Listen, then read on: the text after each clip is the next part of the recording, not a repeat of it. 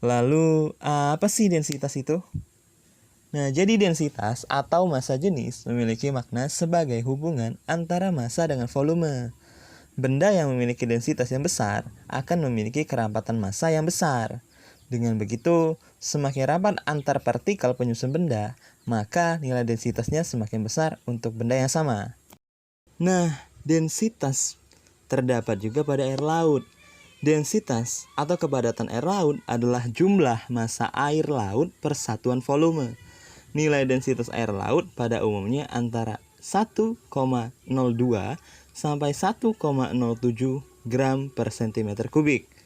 Nilai densitas sangat berkaitan dengan temperatur, salinitas, dan juga tekanan.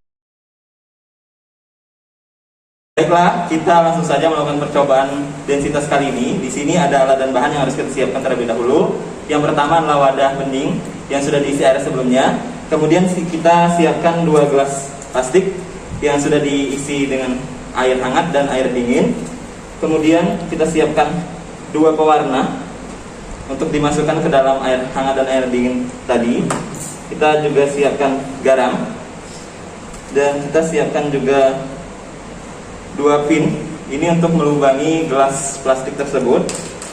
Kita juga siapkan spidol dan mistar. Mistar ini untuk mengukur posisi pin itu agar sama di kedua gelas plastik. Kemudian ada spidol untuk menandai hasil pengukuran tadi. Baiklah, percobaan selanjutnya kita akan memasukkan pewarna terlebih dahulu pada air hangat dan juga air dingin. Air hangat itu saya berikan warna hijau. Kita masukkan pewarna pada air hangat atau air suhu ruang ini. Kemudian kita masukkan juga pewarna pada air dingin. Oke. Kemudian kita masukkan garam pada air yang hangat.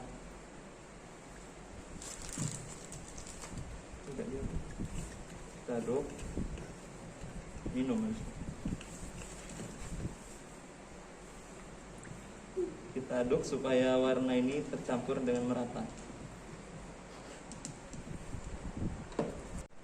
Selanjutnya kita ukur terlebih dahulu air ini yang akan kita lubangi sebanyak 2 cm saja. Kemudian lakukan hal yang sama pada air dingin. Itu diukur juga 2 cm dari dasar. Oke. Nah, baik, langkah selanjutnya kita lubangi dari air dingin dan juga air hangat tadi. Kita lubangi terlebih dahulu. Lakukan hal yang sama pada air hangat. Kemudian kita masukkan kedua gelas ini ke dalam wadah bening yang sudah disiapkan tadi. Kemudian kita lepaskan dan kita lihat perbandingan airnya. Kita amati setiap gelas yang sudah dilubangi sebelumnya.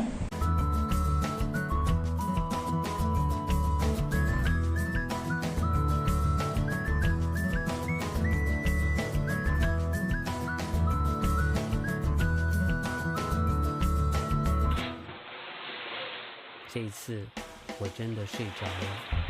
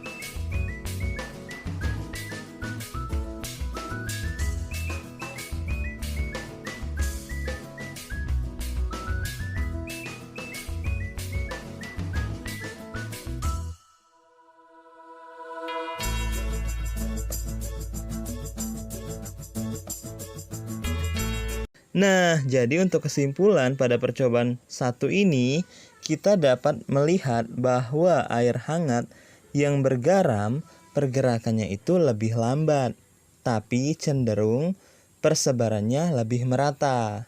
Sedangkan untuk air dingin yang tanpa garam pergerakannya cepat, namun persebarannya hanya pada bagian dasar dari wadah tersebut. Oke, kita akan melanjutkan ke percobaan yang kedua. Nah, sebelum itu kita harus ukur kembali wadah gelas plastik ini setinggi 2 cm dari dasar. Ini bertujuan untuk memudahkan kita dalam melubangi gelas plastik tersebut ya. Kita ukur dulu 2 cm dari dasar. Oke, yang selanjutnya.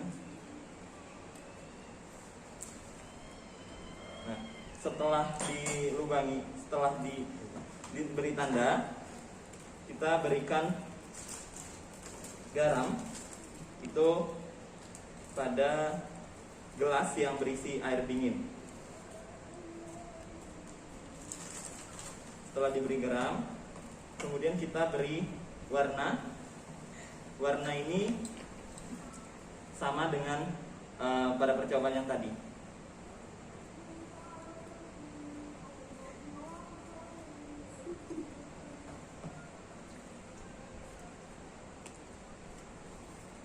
Oke, setelah diberi warna, kita aduk kembali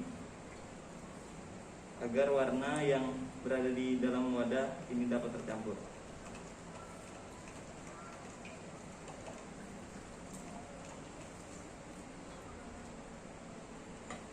Setelah diaduk, kita akan memasangkan pin ini pada gelas plastik. Nah, kemudian kita lubangi pada gelas plastik ini menggunakan, kemudian kita taruh di dalam wadah bening, dan begitu juga pada gelas yang berisi air dingin.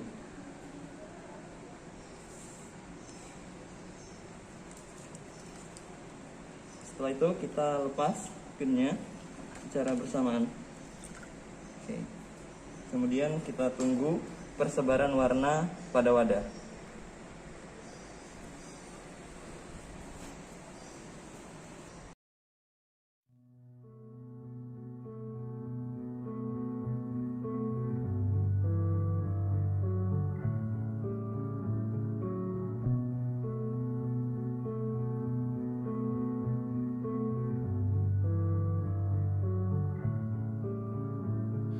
Moonlight, when you shine, when you tie, I can't lie, I can't lie.